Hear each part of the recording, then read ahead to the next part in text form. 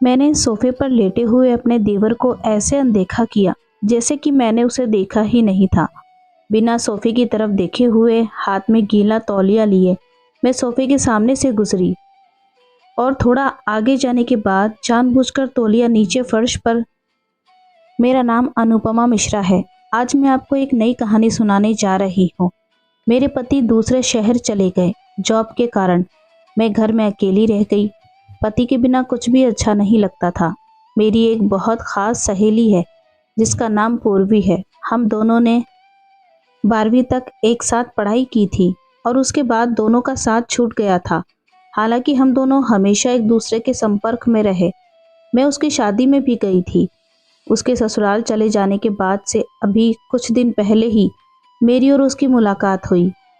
क्योंकि देश में लॉकडाउन के कारण 2 साल वो अपने मायके में नहीं आई थी।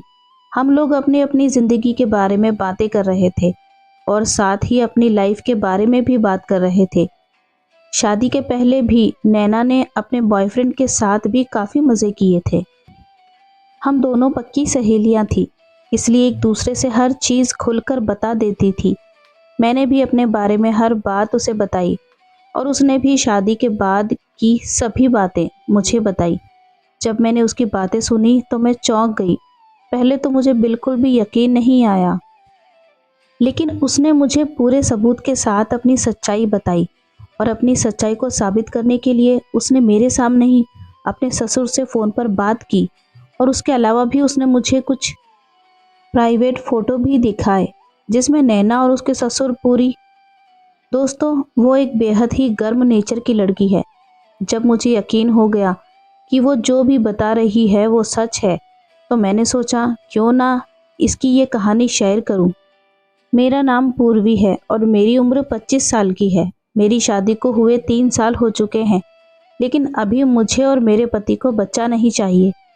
इसलिए हम लोग फैमिली प्लानिंग कर रहे हैं। मैं आपको अपने बारे में बता दूं। मैं एक बेहद खूबसूरत लड़की हूँ। बदन भरा हुआ है। मेरा रंग गोरा और फिगर 36, 30, 38 का है। मेरे ससुराल में मैं, मेरे पति, एक देवर और मेरे ससुर जी रहते हैं। मेरी सास का देहांत हुए 12 साल हो चुके हैं और परिवार में हम 4 लोग ही रहते हैं। शादी के समय मेरे पति खुद का एक बिजनेस चलाते थे, लेकिन उसमें लगातार नुकसान होने के कारण उन्होंने उसे बंद कर दिया और शादी के 9 महीनों बाद ही वो सूरत में जाकर नौकरी करने लगी। वो वहाँ अकेले रहते हैं और घर पर हम 3 लोग ही रह गए। दोस्तों, जब मैंने जवानी की दहलीज पर कदम रखा, स्कूल टाइम से ही मेरा एक बॉयफ्रेंड बन गया था जिसके साथ मैं फ़ोन पर रोज़ बात किया करती थी। उसके बाद मेरे ही मोहल्ले में एक लड़का मेरे चक्कर में आ गया। उसके बाद मेरी शादी हो गई और मैं अपने ससुराल आ गई। इसके बाद मेरे पति के अलावा मेरा किसी के साथ कोई संबंध नहीं था। मेरे पति मुझे हर तरह से संतुष्ट कर देते थे, जिससे मुझे कभी किसी और मर्द की ज़रूरत नहीं पड़ी। शुरू के 9 महीने तक तो वो साथ में रहे, लेकिन उसके बाद वो सूरत चले गए और मैं अपने देवर और ससुर जी के साथ घर पर अकेली रहने लगी। वो 6 महीने में एक बार ही आते थे और मुश्किल से 1 हफ्ते रुकने के बाद चले जाते थे। मेरी ऐसी आदत थी कि मुझे रोज़ पति का प्यार चाहिए था। मैं रात में अपने कमरे में अकेली बिस्तर पर लेटी हुई करवटें बदलती रहती थी और जब कभी मुझसे सहन नहीं होता था, धीरे धीरे समय आगे बढ़ रहा था और मैं घर में अकेली का टाइम नहीं निकल रहा था। मेरे दिमाग में आया कि किसी मर्द को अपना दोस्त बनाया जाए, जैसे कि शादी से पहले बनाया करती थी। लेकिन ये बहुत मुश्किल काम था क्योंकि मेरे घर ऐसा कोई आता जाता भी नहीं था और मैं अकेली कहीं भी बाहर नहीं जाती थी जिससे मेरी किसी मर्द के साथ दोस्ती हो सके। दुनिया में इंसान हर चीज़ को कंट्रोल कर सकता है, लेकिन कुछ चीज़ें ऐसी होती हैं जो कंट्रोल से बाहर होती हैं और ऐसी स्थिति में ही लोग सारे रिश्ते नाते भूल जाते हैं। मेरे साथ भी ऐसा ही हुआ और मेरी निगाह मेरे देवर की तरफ जाने लगी। मेरा देवर, जो मुझसे काफ़ी छोटा है और उसकी उम्र 19 साल की है, वो दिखने में भी पतला दुबला है, लेकिन लड़की की भूख ये सब भूल चुकी थी। मुझे बस वो एक मर्द नज़र आ रहा था जिसकी मुझे ज़रूरत थी। धीरे धीरे मैं देवर के ऊपर डोरे डालने लगी देवर भाभी का रिश्ता भी मजाक का होता है, जिससे किसी को शक भी नहीं होता था। घर पर मैं गाउन ही पहनती थी और उसे अपनी ओर आकर्षित करने के लिए स्टाइलिश कपड़े, जो फिर नेट की साड़ी पहनती थी। मैं जानबूझकर उसके सामने झुककर काम किया करती ताकि उसकी नज़र मुझ पर टिकी रहे। उसके सामने जब मैं बिस्तर पर या सोफे पर लेटती तो अपने गाउन को घुटनों के ऊपर तक उठा लेती ताकि वो मुझे देखने पे मजबूर हो जाए। जब कभी भी मैं उसके साथ बाइक पर कहीं जाती तो उससे चिपक कर बैठती। जब भी ससुर जी घर पर नहीं होते तो मैं उसके सामने बार बार जाती और किसी न किसी बहाने से अपना प्रदर्शन करती, लेकिन मेरे ऐसा करने का उस पर किसी भी प्रकार का कोई भी प्रभाव नहीं पड़ रहा था। वो एक पढ़ाकू किस्म का लड़का था और अपनी पढ़ाई में ही खोया रहता था। मेरे प्रदर्शन करने से उसके अंदर कुछ होता ही नहीं था। बस मुझे उसके द्वारा एक इशारे का इंतज़ार था, लेकिन वो मुझे बिल्कुल भी भाव नहीं दे रहा था। कई महीनों तक मेरे द्वारा ये खेल चलता रहा, लेकिन कोई परिणाम नहीं निकलता देख मैंने अब आर या पार करने की सोच ली। अब मैं ऐसा कुछ करना चाहती थी जिससे कि मेरा देवर का दिमाग हिल जाए और वो मेरा दीवाना हो जाए। इसलिए एक दिन सुबह 10 बजे तक मैंने घर का सारा काम ख़त्म कर लिया। घर पर मैं और मेरा देवर ही थे और ससुर जी किसी काम से बाजार गए हुए थे। मेरा देवर सोफे पर लेटा हुआ टीवी देख रहा था। उसी समय मैं नहाने के लिए बाथरूम चली गई। मैंने सोफे पर लेटे हुए अपने देवर को ऐसे अनदेखा किया जैसे कि मैंने उसे देखा ही नहीं था। बिना सोफे की तरफ देखे हुए हाथ में गीला तौलिया लिए मैं सोफे के सामने से गुजरी और थोड़ा आगे जाने के बाद जानबूझकर तौलिया नीचे फर्श पर सोफे की तरफ मेरी पीठ थी और मैंने झुककर तौलिया उठाया। मैं धीरे धीरे अपने कमरे की तरफ बढ़ रही थी। फिर मैंने सोचा कि पलटकर अपने देवर को देखूं कि उसका क्या हाल है। मैंने अपने बालों को झटकारते हुए अपना सर पीछे की तरफ किया और पीछे का नज़ारा देखकर मेरे पैरों के नीचे से ज़मीन सरक गई। दोस्तों, सोफे पर उस वक्त मेरा देवर नहीं बल्कि मेरे ससुर जी लेटे हुए थे और वो एकटक मुझे घूरे जा रहे थे। ये देखकर मेरे तो होश ही उड़ गए और मैं तेज़ी से अपने कमरे में चली गई। कमरे में पहुंचकर मेरी सांसें तेज़ी से चल रही थी। दिल की धड़कन अपनी पूरी रफ्तार में थी। मेरे हाथ पैर कांप रहे थे। मेरे दिमाग में बस एक ही बात आई कि ये क्या हो गया, मेरा देवर कहाँ गया और ससुर जी वहाँ कब आ गए। मैंने अपना माथा ठोकते हुए खुद से कहा कि मुझसे ये क्या हो गया।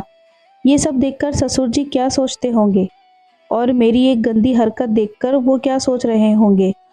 मैंने अपने कपड़े पहने और काफ़ी देर तक बिस्तर पर बैठकर इस घटना के बारे में सोचती रही कि अब कैसे बाहर जाऊं, ससुर जी क्या सोचेंगे।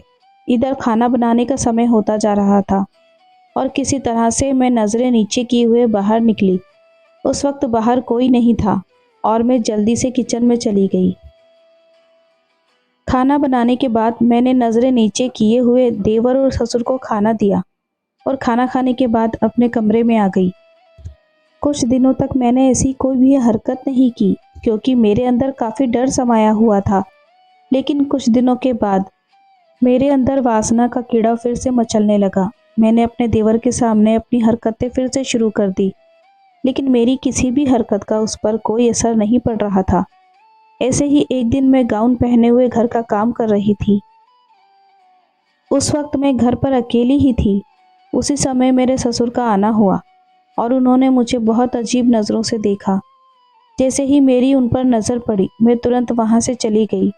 मैं सोच में पड़ गई कि हे भगवान, ये सब क्या हो रहा है। मेरी ऐसी हरकत बार बार ससुर जी क्यों देख लेते हैं। काफ़ी दिनों तक ऐसा ही सब चलता रहा। फिर एक दिन मुझे पता चला कि मेरा देवर अपनी पढ़ाई के लिए बाहर जाने वाला है। उस दिन मेरी सारी उम्मीदें टूट गई और मैं समझ गई कि अब मेरा कुछ नहीं हो सकता। कुछ दिन बाद ही मेरा देवर पढ़ाई के लिए बाहर चला गया और अब मैं और ससुर जी घर पर अकेले रह गए। मेरी ज़िंदगी भी पहले की तरह चलती रही और अभी भी मुझे अपनी लेकिन मैंने कई बार गौर किया कि ससुर जी का नज़रिया पहले से बदल गया था। उनका मुझे देखने का तरीका, मुझसे बात करने का तरीका, इन सब में काफ़ी फ़र्क आ गया था। अब वो हमेशा मेरे लिए कुछ ना कुछ खाने के लिए लाने लगे, मेरे लिए साड़ी खरीद कर लाने लगे और यहाँ तक कि मेरे लिए गाउन भी खरीद लाते थे। इससे पहले वो कभी ऐसा नहीं करते थे, इसलिए मुझे उन पर थोड़ा शक होने लगा था। अब जब भी मैं साड़ी पहनती तो उनकी नज़र मेरे पेट और कमर पर टिक जाती। मैं घर का काम करती रहती और उनकी नज़र मुझे ही देखती रहती थी। धीरे धीरे ऐसा होना शुरू हो गया कि जब भी मैं उन्हें चाय पानी देने जाती तो वो मेरे हाथों को छूने लगे। उनकी निगाहों में मुझे मेरे प्रति साफ साफ दिखाई दे रही थी। मेरे ससुर की उम्र 54 साल है और वो शरीर से काफ़ी हट्टे कट्टे मर्द हैं। उनके शरीर पर बुढ़ापे का एक भी असर नहीं दिखाई देता और वो अभी पूरी तरह फिट हैं। लेकिन वो थे तो मेरे ससुर ही, और मैं उनके लिए ऐसी गंदी बात सोच भी नहीं सकती थी। अब कोई मुझे गलत समझे या सही, अपनी आदत से मजबूर होकर मैं भी उनके प्रति झुकने लगी। धीरे धीरे मैं उनके साथ वैसा ही करने लगी जैसा मैं अपने देवर के साथ किया करती थी। मेरे ससुर इस मामले में होशियार थे और वो मेरी इन हरकतों को अच्छे से भाप गए। जल्दी ही वो मुझे देखकर मुस्कुरा देते और उन्हें देखकर मेरे चेहरे पर भी हल्की मुस्कुराहट आ जाती। लेकिन पहल कोई भी नहीं कर रहा था। दोनों के ही मन में एक दूसरे का डर था, क्योंकि दोनों का रिश्ता ही ऐसा था और ऊपर से हम दोनों की उम्र भी एक दूसरे से मेल नहीं खाती थी। मेरे ससुर मुझसे 30 साल बड़े थे। इधर मैंने भी सोच लिया था कि अगर ससुर जी ने मेरे साथ कुछ करना चाहा तो मैं उन्हें मना नहीं करूँगी, क्योंकि मैं खुद भी यही चाहती थी। आपको ये स्टोरी कैसी लगी कमेंट्स करके ज़रूर बताएं। चैनल पर नए हैं तो चैनल को सब्सक्राइब करें ताकि आने वाली सभी वीडियोज़ सबसे पहले आपके पास पहुँचे। Thanks for watching.